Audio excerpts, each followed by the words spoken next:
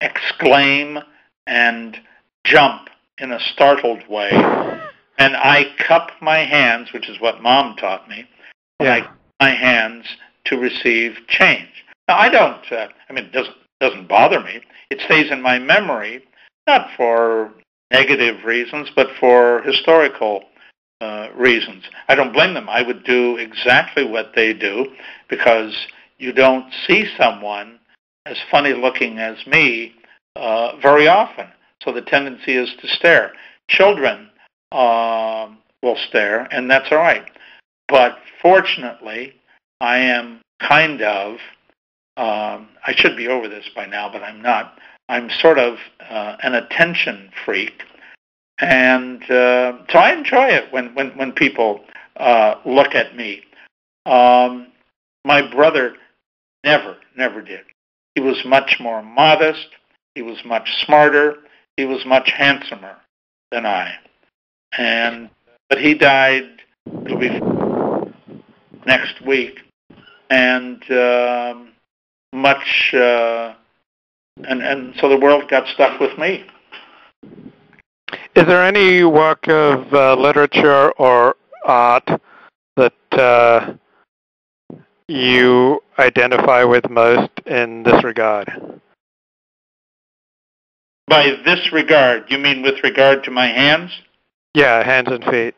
No, none. It never interested me.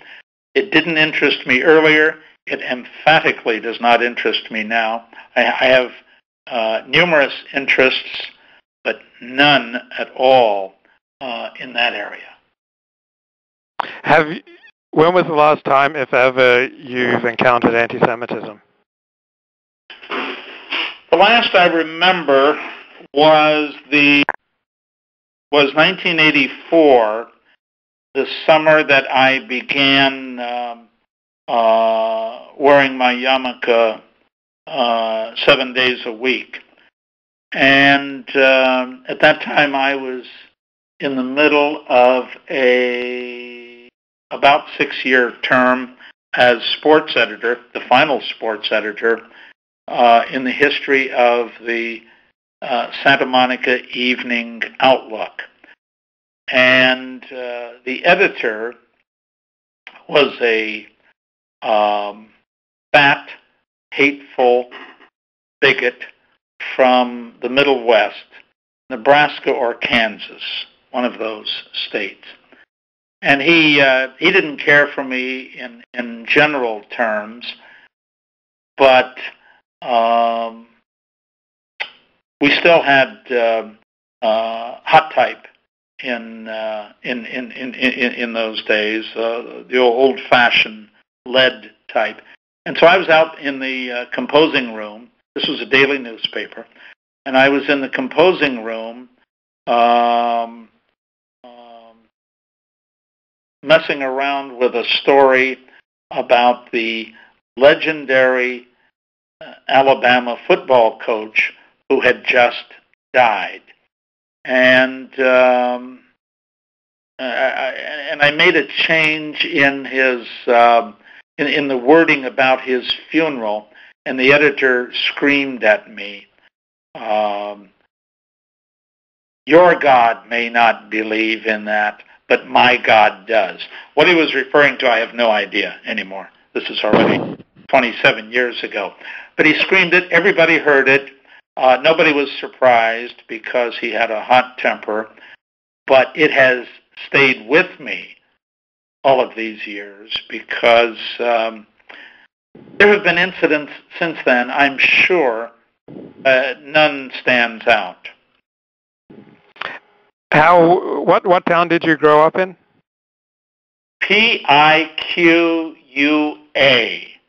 That is in Ohio, west central Ohio, and known as the hometown of the Mills Brothers, a popular singing group in the 20s, 30s, 40s, 50s, and 60s. What role did Judaism play in your childhood and early adulthood?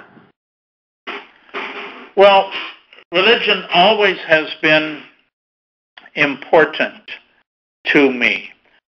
I was the good child, the obedient child, never deviating. I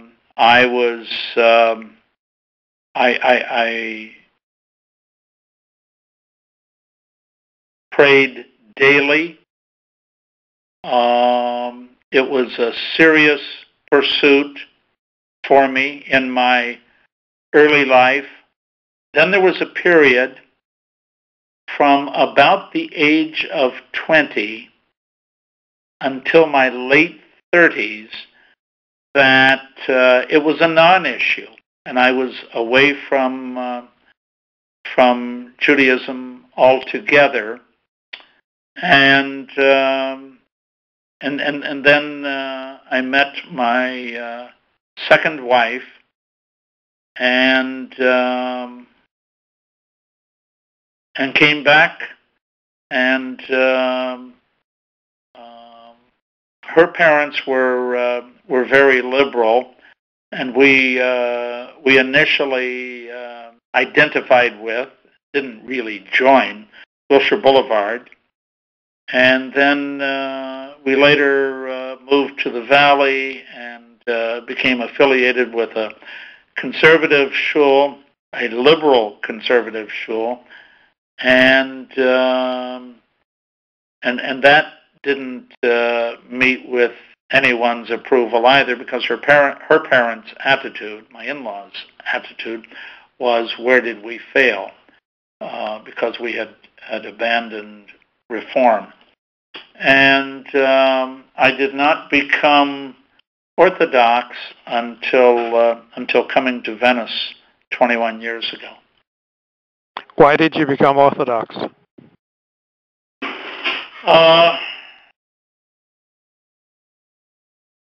Because I was at a desperate juncture in my life.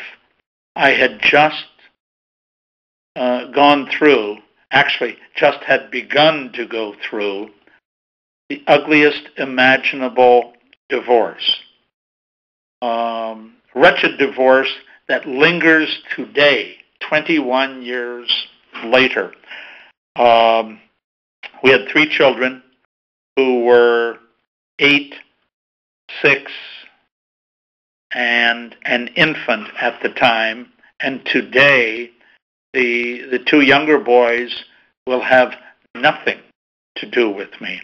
My youngest son I've not seen in almost 9 years. My middle son I have not seen in 3.5 years. And my oldest son is my pal. We have breakfast every Sunday and are in very close contact regularly. He's coming over tomorrow night for dinner. I made a deliberate decision to, well, actually, Michael Medved deserves a huge amount of the credit. I had first become acquainted with PJC in the late 80s. In 1986, I went to the Jewish Journal, and through the journal met the leadership of the of PJC, and became somewhat enamored of them. Not enough to make a life-changing decision, and had no notion of a divorce at that time. Should have, but didn't. And so during the time that I was at the Journal, I interviewed Medved, and we rather hit it off. And so late in 1990, he called and asked, late meaning early October, the holidays, and